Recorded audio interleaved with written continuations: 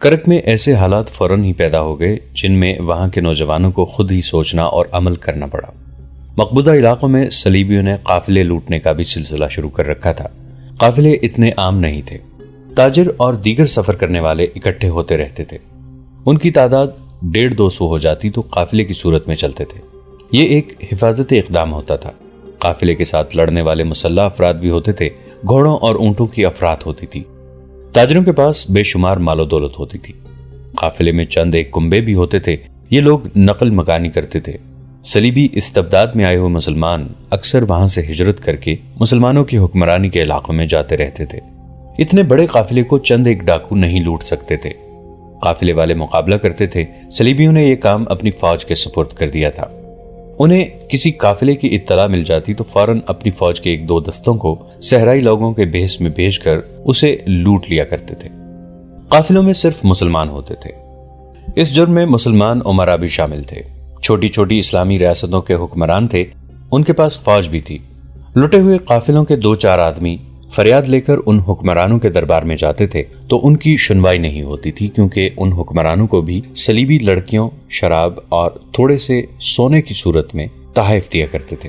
اگر یہ حکمران چاہتے تو صلیبی ڈاکوں کا قلع قمع کر سکتے تھے، مگر انہوں نے صلیبی ڈاکوں کو ایسی کھلی چھٹی دے رکھی تھی کہ یہ ڈاکو ان کی ریاستوں کے اندر آ کر بھی لوٹ مار کر جاتے تھے۔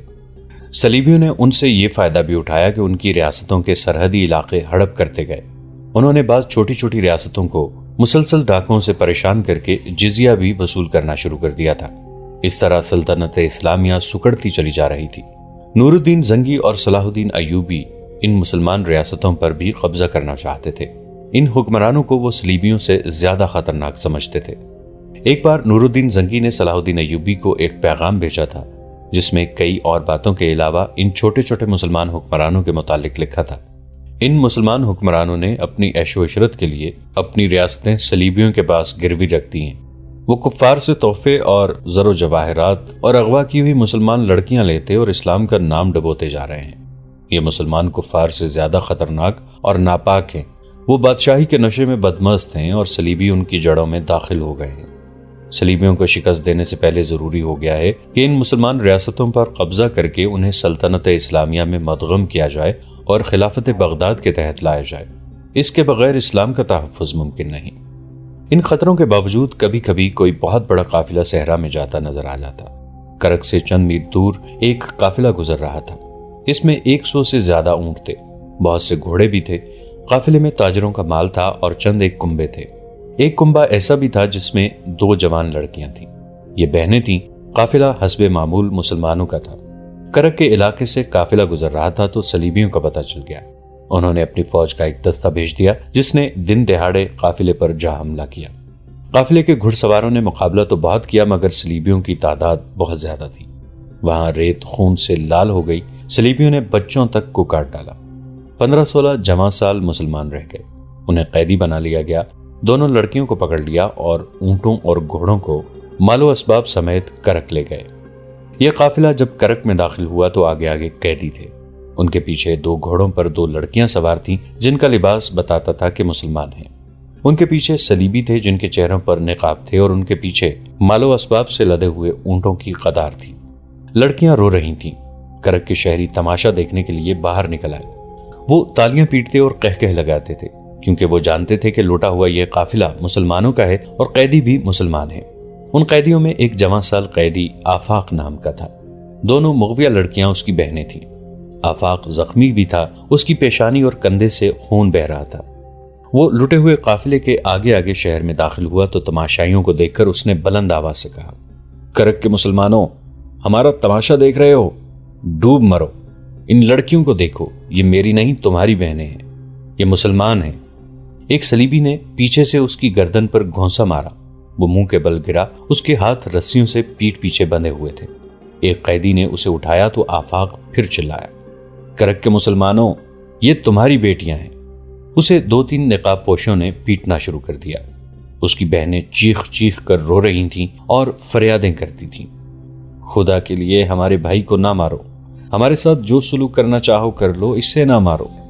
ایک بہن چلا رہی تھی، آفاق خاموش ہو جاؤ، تم ان کا کچھ نہیں بگاڑ سکتے۔ مگر آفاق چپ نہیں ہو رہا تھا۔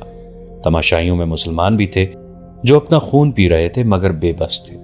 ان کی غیرت ان کی نظروں کے سامنے سے گزرتی جا رہی تھی اور وہ دیکھ رہے تھے۔ ان میں نوجوان مسلمان بھی تھے اور ان میں عثمان صارم بھی تھا۔ اس نے اپنے نوجوان دوستوں کی طرف دیکھا۔ سب کی آنکھیں لال تھیں اور دل زور زور سے دھڑک رہے تھے۔ عثمان صارم تھوڑی دور اس قافلے کے ساتھ ساتھ چلتا رہا۔ آگے ایک غریب سا موچی بیٹھا تھا جو لوگوں کے جوتے مرمت کیا کرتا تھا۔ اسے کسی مسلمان نے اپنے گھر کی ڈیوڑی میں سونے کی جگہ دے رکھی تھی اور دن بھر وہ باہر بیٹھا جوتے مرمت کرتا رہتا تھا۔ بدقسمت قافلہ اس کے سامنے سے بھی گزرا۔ اس نے بھی آفاق کی للکار اور لڑکیوں کی آہوزاری سنی تھی۔ آفاق کے چہرے کو خون سے لال دیکھا، اس پر صلیبیوں کا ظلم ہوتا بھی دیکھا تھا، لیکن اس طرح دیکھا تھا جیسے اس نے کچھ بھی نہیں دیکھا ہو۔ اس موچی کو نہ کبھی کسی نے مسجد میں جاتے دیکھا تھا نہ گرجے میں۔ وہ یہودیوں کی عبادت گاہ میں بھی کبھی نہیں گیا تھا۔ اس کی طرف وہی توجہ دیتا تھا جسے جوتا مرمت کرانا ہوتا ہو۔ اسے کبھی کسی نے بولتے بھی نہیں سنا تھا۔ وہ خلق کا راندہ ہوا انسان تھا جسے صلیبیوں کے ساتھ کوئی بھی دلچسپی نہیں تھی اور اسلامیوں کے ساتھ بھی کوئی واسطہ نہیں تھا۔ عثمان صارم چلتے چلتے اس موچی کے قریب سے گزرنے لگا تو رک گیا۔ قیدی آگے نکل گئے تھے، اونٹ جا رہے تھے۔ جب آخری اونٹ گزر گیا تو عثمان صارم نے دونوں جوتے اتار کر موچی کے آگے رکھ دیے اور اس کے سامنے بیٹھ گیا۔ موچی کسی کا جوتا مرمت کر رہا تھا۔ اس نے عثمان صارم کو سر اٹھا کر دیکھا بھی نہیں۔ عثمان نے ادھر ادھر دیکھ کر سرگوشی میں کہا، ان دونوں لڑکیوں کو آج رات آزاد کرانا ہے۔ جانتے ہو یہ لڑکیاں رات کو کہاں ہوں گی؟ موچی نے سر اٹھائے بغیر اتنی دھیمی آواز میں پوچھا کہ عثمان صارم کے سوا کوئی اور نہیں سن سکا تھا۔ جانتا ہوں، عثمان صارم نے جواب دیا، صلیبی بادشاہوں کے پاس ہوں گی، لیکن ہم میں سے کسی نے بھی وہ جگہ اندر سے نہیں دیکھی۔ میں نے دیکھی ہے، موچی نے اپنے کام میں مگن رہ کر کہا۔ وہاں سے لڑکیوں کو نکالنا ممکن نہیں۔ تم کس مرض کی دعا ہو؟ عثمان صارم نے ایسے لہجے میں کہا جس میں جذبات کا لرزہ اور غصہ تھا۔ کہنے لگا، ہماری رہنمائی کرو۔ اگر ہم لڑکیوں تک پہنچ گئے اور پکڑے گئے تو لڑکیوں کی گردنیں کاٹ دیں گے، انہیں صلیبیوں کے پاس زندہ نہیں رہنے دیں گے۔ کتنے جوانوں کی قربانی دے سکتے ہو؟ موچی نے پوچھا۔ جتنے جوان مانگو گے۔ کل رات؟ آج رات، عثمان صارم نے دبدبے سے کہا۔ آج ہی رات برجیس، آج ہی رات امام کے پاس پہنچو، موچی نے کہا۔ کتنے جوان؟ برجیس موچی نے سوچ کر کہا، 8۔ ہتھیار سن لو، خنجر، آتشگیر مادہ۔ عثمان صارم نے اپنے جوتے پہنے اور چلا گیا۔ سورج ابھی غروب نہیں ہوا تھا۔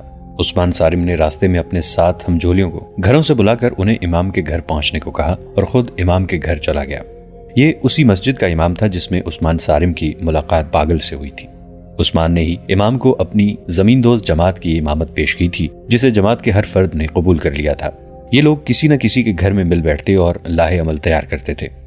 اب ان 2 مغویہ لڑکیوں کا مسئلہ سامنے آ گیا تو عثمان صارم نے ان کی رہائی کا ارادہ کر لیا جو دراصل خودکشی کا ارادہ تھا۔ وہ موچی کے کہنے کے مطابق امام کے گھر چلا گیا۔ امام بے چینی سے اپنی ڈیوڑی میں ٹہل رہا تھا۔ عثمان صارم کو دیکھ کر رک گیا اور پوچھا، عثمان، تم نے اس قیدی کی للکار سنی تھی؟ معلوم ہوتا ہے وہ لڑکیاں اس کی بہنیں تھیں۔ میں اسی للکار پر لبیک کہنے آیا ہوں محترم امام، عثمان صارم نے کہا۔ برجیس آ رہا ہے اور میرے 7 دوست بھی آ رہے ہیں۔ تم کیا کرو گے؟ امام نے پوچھا۔ تم کر ہی کیا سکو گے؟ میں جانتا ہوں کہ ہماری بے شمار لڑکیاں کافروں کے قبضے میں ہیں، مگر ان 2 لڑکیوں نے مجھے امتحان میں ڈال دیا ہے۔ اس نے منہ اوپر کر کے گہری آہ بھری اور کہا، یا خدا، مجھے صرف ایک رات کے لیے جوان کر دے، یا آج رات ہی میری جان لے لے۔ اگر میں زندہ رہا تو تمام عمر ان لڑکیوں کی آواز مجھے سنائی دیتی رہے گی اور میں پاگل ہو جاؤں گا۔ ہمیں اپنی دانش کی روشنی دکھائیں، عثمان صارم نے کہا۔ مجھے امید ہے کہ ہم آپ کو ایک رات سے زیادہ بے چین نہیں رہنے دیں گے۔ عثمان صارم کے 2 ساتھی اندر آئے۔ امام نے انہیں بیٹھنے کو کہا اور تینوں سے مخاطب ہو کر کہا، آج یوں معلوم ہوتا ہے جیسے میری دانش جواب دے گئی ہے۔ مجھے اس طرح بے قابو نہیں ہونا چاہیے، لیکن کوئی غیرت کو للکارے تو جذبے بھڑک اٹھتے ہیں جنہیں مطمئن کرنے کے لیے جوان ہونا ضروری ہوتا ہے۔ لیکن میرے بچوں، میں بہت بوڑھا ہو گیا ہوں، مجھ میں اب برداشت کی قوت نہیں رہی۔ تم جو کچھ کرنے کا ارادہ کرو، سنبھل کر کرنا۔ ایک ایک کر کے 7 جوان جمع ہو گئے اور ان کے فوراً بعد موچی آ گیا۔ اس نے بوری اٹھا رکھی تھی جس میں پرانے جوتے اور اوزار تھے۔ اس نے بوری پھینکی اور کمر سیدھی کی۔ وہ ہنس پڑا۔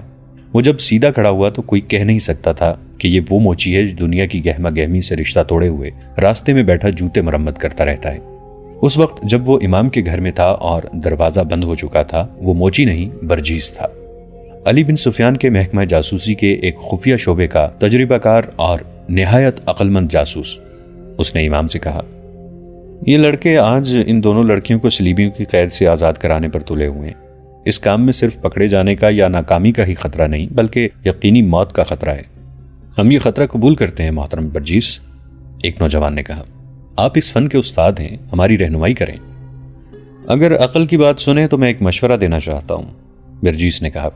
صلیبیوں کے پاس بہت سی مسلمان لڑکیاں ہیں، ان میں سے بعض کو انہوں نے بچپن میں قافلوں اور گھروں سے اغوا کیا تھا اور انہیں اپنی تعلیم و تربیت دے کر ہمارے خلاف جاسوسی اور تمہاری کردار کشی کے لیے استعمال کر رہے ہیں۔ تم لوگ ایک ایک لڑکی کو تو آزاد نہیں کرا سکتے۔ اگر تم سب میرے فن سے فائدہ اٹھانا چاہتے ہو تو میں کہوں گا کہ 2 لڑکیوں کی خاطر تم جیسے 8 جوان قربان کر دینا عقل مندی نہیں، بردباری اور تحمل ضروری ہے۔ میں تحمل کو کس طرح قبول کر سکتا ہوں؟ عثمان صارم نے بھڑک کر کہا۔ میری طرح؟ برجیس نے کہا۔ کیا میں پیشے کا موچی ہوں؟ جب میں مصر میں ہوتا ہوں تو میری سواری کے لیے عربی گھوڑا تیار رہتا ہے اور میرے گھر میں 2 ملازم ہیں، مگر یہاں 3 مہینوں سے راستے میں بیٹھا لوگوں کے غلیظ جوتے مرمت کرتا رہتا ہوں۔ میں تمہیں 2 لڑکیوں کی آزادی کے لیے پورے کرک اور اس سے آگے کے بہت وسیع علاقے کو آزاد کرانے کے لیے زندہ رکھنا چاہتا ہوں۔ برداشت کرو، انتظار کرو۔ عثمان صارم اور اس کے 7 دوست برداشت کی حدوں سے نکل چکے تھے۔ ان کی باتوں سے پتہ چلتا تھا کہ ان میں انتظار کی بھی ہمت نہیں رہی۔ وہ کسی کی رہنمائی کے بغیر ہی اس جگہ پر حملہ کرنے کو تیار تھے جہاں توقع تھی کہ لڑکیاں ہوں گی۔ انہوں نے امام کی بھی باتیں سننے سے انکار کر دیا۔ آخر برجیس نے انہیں بتایا کہ اس کے 2 جاسوس اس جگہ معمولی ملازم ہیں جہاں صلیبی حکمران رات کو اکٹھے ہوتے اور شراب پیتے ہیں۔ یہ دونوں جاسوس عیسائیوں کے بھیس میں شوبک کی فتح کے بعد وہاں سے بھاگنے والے عیسائیوں کے ساتھ آئے تھے۔ انہیں یہاں نوکری مل گئی تھی اور وہ کامیاب جاسوسی کر رہے تھے۔ تم سب نے وہ عمارت دیکھی ہے جہاں وہ صلیبی حکمران جو ہماری فوج کے خلاف لڑنے کے لیے برطانیہ، اٹلی، فرانس اور جرمنی وغیرہ سے آئے ہوئے ہیں، وہ رہتے ہیں۔ اس عمارت میں ایک بڑا کمرہ ہے جہاں وہ شام کے بعد اکٹھے ہوتے ہیں، شراب پیتے اور ناچتے ہیں۔ ان کی تفریح کے لیے لڑکیاں موجود ہوتی ہیں، وہ آدھی رات تک وہاں ادھم مچاتے رہتے ہیں۔ تم نے دیکھا ہے کہ وہ جگہ ذرا بلندی پر ہے جہاں سے پورا شہر نظر آتا ہے، وہاں فوج کا پہرا بھی ہوتا ہے۔ اس عمارت تک پہنچنا ممکن نہیں، کوئی عام آدمی بلکہ کوئی خاص شہری بھی اس عمارت کے قریب نہیں جا سکتا۔ میں یہ معلوم کر سکتا ہوں کہ 2 لڑکیاں کہاں ہوں گی، مگر ان تک رسائی کا طریقہ صرف یہ ہے کہ ہماری فوج باہر سے ابھی حملہ کر دے۔ اس صورت میں تمام حکمران اور فوجی حکام اس عمارت سے چلے جائیں گے اور حملہ روکنے میں لگ جائیں گے، مگر آج رات حملہ نہیں ہو سکتا۔ یہ بھی نہیں کہا جا سکتا کہ صلاح الدین ایوبی کب حملہ کریں گے۔ ضرورت حملے کی ہے، امام نے برجیس سے وضاحت چاہی۔ دوسرے لفظوں میں ضرورت یہ ہے کہ اس عمارت میں جو لوگ موجود ہیں وہ وہاں سے چلے جائیں اور لڑکیاں وہیں رہ جائیں۔ اس صورت میں آپ یہ کہنا چاہتے ہیں کہ ہمارے یہ بچے اس عمارت میں داخل ہو کر لڑکیوں کو اٹھا لائیں؟ جی ہاں، برجیس نے اپنے تجربے کی بنا پر خود اعتمادی سے کہا۔ اگر شہر کے اندر کوئی بڑا ہی شدید اور خطرناک قسم کا ہنگامہ ہو جائے، کہیں آگ لگ جائے اور آگ جنگی ساز و سامان کو لگے، تو شاید حکمران اور دیگر لوگ وہاں سے نکل کر موقع واردات پر چلے جائیں۔ برجیس گہری سوچ میں کھو گیا۔ اس نے عثمان صارم اور اس کے ساتھیوں کو باری باری دیکھا اور کچھ دیر بعد کہا، ہاں میرے مجاہدوں، اگر ایک جگہ آگ لگا سکتے ہو تو لڑکیوں کی رہائی کی صورت پیدا ہو سکتی ہے۔ جلدی بتاؤ محترم، عثمان صارم نے بے صبر ہو کر پوچھا۔ کہاں آگ لگانی ہے؟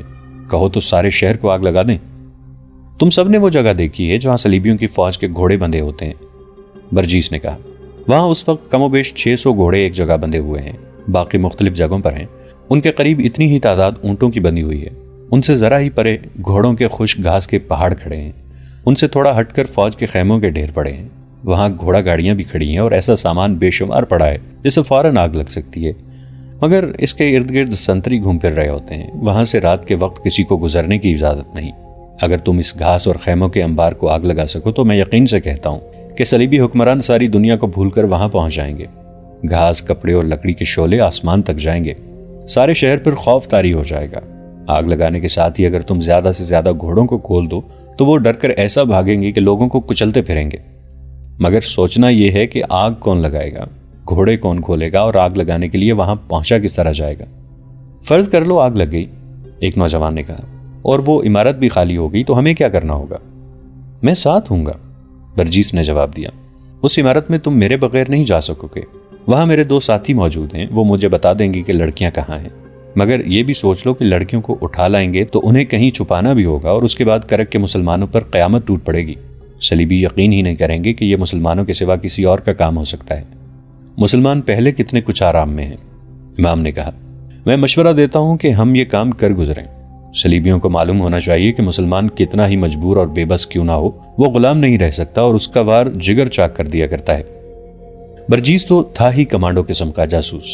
وہ کئی راز معلوم کر کے سلطان ایوبی تک پہنچا چکا تھا، لیکن اسے اس قسم کی تخریب کاری کا کوئی موقع نہیں ملا تھا۔ وہ ایسی شدید کارروائی کو ضروری سمجھتا تھا تاکہ صلیبیوں کو معلوم ہو سکے کہ مسلمان کیا کر سکتا ہے۔ اس نے عثمان صارم اور اس کے ساتھیوں کو سمجھانا شروع کر دیا کہ انہیں کیا کرنا ہے۔ اس سلسلے کی 2 کڑیاں بہت نازک تھیں۔ ایک یہ کہ آگ لگانے کے لیے 3-4 لڑکیاں جائیں، وہ سنتری سے کسی اعلیٰ فوجی حاکم کا پتہ پوچھیں اور سنتری کو مار ڈالیں۔ برجیس نے لڑکیوں کو بھیجنے کی اسی لیے سوچی تھی کہ عورت، خصوصاً نوجوان لڑکی، جو تاثر پیدا کر سکتی ہے وہ کوئی مرد نہیں کر سکتا۔ مرد شک پیدا کر سکتا ہے۔ دوسرا خطرناک مرحلہ یہ آیا کہ کتنے نوجوان صلیبی حکمرانوں کی عمارت پر حملہ آور ہوں۔ برجیس اور امام نے متفقہ طور پر کہا کہ زیادہ نہ ہوں، یہی 8 ہوں تو بہتر ہے، کیونکہ زیادہ ہجوم نظر آ سکتا ہے اور کسی نہ کسی کے پکڑے جانے کا خطرہ زیادہ ہوگا۔ پھر یہ مسئلہ پیدا ہوا کہ اتنی دلیر لڑکیاں کہاں سے ملیں گی؟ عثمان صارم نے کہا کہ ایک تو اس کی بہن النور ہوگی، ایک اور نوجوان نے کہا کہ دوسری اس کی بہن ہوگی، باقی 6 نوجوانوں میں کسی کی بہن نہیں تھی۔ امید ظاہر کی گئی کہ یہ 2 لڑکیاں اپنی اپنی ایک سہیلی کو ساتھ لے لیں گی۔ برجیس نے ان لڑکیوں کو ان کا کام سمجھانے کی ذمہ داری اپنے اوپر لے لی۔ سورج غروب ہو گیا تھا۔ امام مسجد ایک طرف چلا گیا، باقی سب ایک ایک کر کے باہر نکلے۔ سب سے آخر میں برجیس باہر نکلا۔ وہ پھر وہی موچی تھا جسے کچھ خبر نہیں تھی کہ اس کے ارد گرد کیا ہو رہا ہے۔ وہ جھکا جھکا اسی طرح مری ہوئی چال چلا جا رہا تھا جیسے ساری دنیا کے رنج و غم کا بوجھ اس کے کندھوں پر پڑ گیا ہو۔ عثمان صارم اپنے گھر سے ابھی کچھ دور تھا کہ اسے رینی الیگزینڈر مل گئی۔ وہ عثمان کی بہن النور کی گہری سہیلی بنی ہوئی تھی۔ دونوں بہن بھائی چاہتے تھے کہ وہ ان کے گھر نہ آیا کرے، لیکن عثمان صارم اسے اچانک گھر آنے سے روک کر کسی شک میں نہیں ڈالنا چاہتا تھا۔ رینی اس کے ساتھ بے تکلف ہونے کی کوشش کیا کرتی تھی، جس سے عثمان کو یہ خیال بھی آتا کہ وہ اس کا کردار خراب کر کے اس کا قومی جذبہ مارنا چاہتی ہے۔ اس شام رینی راستے میں مل گئی۔ اس نے اس کو مسکرا کر دیکھا اور رکنا نہ چاہا، مگر رینی رک گئی اور اس کا راستہ روک لیا۔ عثمان صارم کو ایسا کوئی ڈر نہیں تھا کہ وہ مسلمان ہے اور ایک عیسائی لڑکی کے ساتھ راز و نیاز کی باتیں کرتا پکڑا گیا تو سزا پائے گا۔ وہ جانتا تھا کہ صلیبی اور یہودی انہیں دیکھ کر خوش ہوں گے کہ ان کی ایک لڑکی ایک مشتبہ مسلمان نوجوان کو اپنا گرویدہ بنا رہی ہے۔ وہ بھی رک گیا اور بولا، میں ذرا جلدی میں ہوں رینی۔ تمہیں کوئی جلدی نہیں عثمان، رینی نے دوستانہ لہجے میں کہا۔ کیا تم اتنی آسانی سے مجھ سے پیچھا چھڑا سکو گے؟ میں تم سے پیچھا چھڑانے کی تو نہیں سوچ رہا۔ جھوٹ نہ بولو عثمان، رینی نے مسکرا کر کہا۔ میں تمہارے گھر سے آ رہی ہوں، تمہاری بہن نے مجھے صاف کہہ دیا ہے کہ یہاں اب کم آیا کرو۔ عثمان ناراض ہوتا ہے۔ کیوں عثمان؟ یہ بات تم نے خود کیوں نہ کہہ دی؟ عثمان صارم خاموش رہا۔ اس کی بہن نے جلد بازی سے کام لیا تھا، اس کے لیے جواب دینا مشکل ہو گیا تھا۔ اسے خاموش دیکھ کر رینی نے کہا، مجھے یہ تو بتا دو کہ میں تمہارے گھر کیوں نہ آیا کروں؟ عثمان صارم کی ذہنی حالت کچھ اور تھی۔ وہ جلدی میں تھا، اس کے جذبات بھڑکے ہوئے تھے، وہ ٹالنے کے لیے کوئی موزوں جواب نہ سوچ سکا۔ اس کے منہ سے وہی بات نکل گئی جو اس کے دل میں تھی۔ اس نے کہا، رینی معلوم نہیں میں خود کیوں نہیں تمہیں کہہ سکا کہ ہمارے گھر نہ آیا کرو۔ اب سن لو، ہماری آپس میں کتنی ہی محبت کیوں نہ ہو، ہم قومی لحاظ سے ایک دوسرے کے دشمن ہیں۔ تم ذاتی محبت کی بات کرو گی، مگر میں قومی محبت کا قائل ہوں جو صلیب اور قرآن میں کبھی پیدا نہیں ہو سکتی۔ یہ میرا وطن ہے۔ تمہاری قوم یہاں کیا کر رہی ہے؟ جب تک تمہاری قوم کے آخری آدمی کا یہاں وجود رہے گا، ہم ایک دوسرے کے دوست نہیں بن سکتے۔ میرے دل میں جو کچھ تھا وہ تمہیں بتا دیا ہے، اور میرے دل میں جو کچھ ہے وہ بھی سن لو، رینی نے کہا۔ میرے دل سے تمہاری محبت نہ صلیب نکال سکتی ہے نہ قرآن۔ میں جب تک تمہیں دیکھ نہ لوں مجھے چین نہیں آتا۔ تمہیں مسکراتا دیکھتی ہوں تو میری روح بھی مسکرا اٹھتی ہے۔ سن لو عثمان، تم نے مجھے اپنے گھر آنے سے روکا تو ہم دونوں کے لیے اچھا نہیں ہوگا۔ تم مجھے دھمکی دے سکتی ہو، تم حکمران قوم کی لڑکی ہو نا؟ عثمان صارم نے تحمل سے کہا، اگر میرے دماغ میں حکمرانی کا نشہ ہوتا تو تم یہاں نہ کھڑے ہوتے، قید خانے میں گل سڑ رہے ہوتے۔ رینی نے کہا، کیا تم یہ سمجھ بیٹھے ہو کہ مجھے تمہارے متعلق کچھ معلوم ہی نہیں؟ کہو تو تمہاری زمین دوز کارروائیوں کی تفصیل سنا دوں، کہو تو تمہارے گھر سے وہ سارے خنجر، تین کمان اور آتش گیر مادہ برآمد کرا دوں جو تم نے اپنے گھر میں میری قوم اور میری حکومت کے خلاف استعمال کرنے کے لیے چھپا رکھا ہے، اور جو تمہیں گھر میں رکھنے کی اجازت نہیں۔ النور کو تم تیغزنی سکھا رہے ہو اور تمہارے ساتھ جو دوست ہمارے خلاف کام کر رہے ہیں ان میں سے کئی ایک کو جانتی ہوں، لیکن عثمان تم نہیں جانتے کہ تمہارے اور قید خانے کے درمیان میرا وجود حائل ہے۔ تم جانتے ہو کہ میرا باپ کون ہے اور وہ کیا نہیں جانتا اور کیا نہیں کر سکتا۔ وہ 5 مرتبہ گھر میں بتا چکا ہے کہ عثمان کی گرفتاری ضروری ہو گئی ہے۔ میں نے 5 مرتبہ باپ سے منت کر کے کہا ہے کہ عثمان کی بہن میری بڑی پیاری سہیلی ہے اور اس کا باپ ایک ٹانگ سے معذور ہے۔ 2-3 بار میرے باپ نے مجھے ڈانٹ کر کہا ہے کہ میں تم لوگوں کے ساتھ تعلق توڑ دوں۔ مجھے یہ بھی کہا گیا ہے کہ مسلمان اس قابل نہیں ہیں کہ ان کے ساتھ اتنی زیادہ محبت اور مروت کی جائے، لیکن میں ماں باپ کی اکیلی اولاد ہوں، وہ مجھے ناراض بھی نہیں کرنا چاہتے۔ دوستو آج کے لیے اتنا ہی۔ اسی کہانی کی اگلی قسط کے ساتھ بہت جلد حاضر ہوں گے۔ نیچے کامنٹ سیکشن میں اپنی رائے کا اظہار ضرور کیجیے گا۔ ہمارے اس چینل کو سبسکرائب کر کے نیچے موجود بیل آئیکن کو بھی ضرور کلک کیجیے گا۔ اگلی ملاقات تک کے لیے ہمارا اور آپ کا اللہ نگہبان۔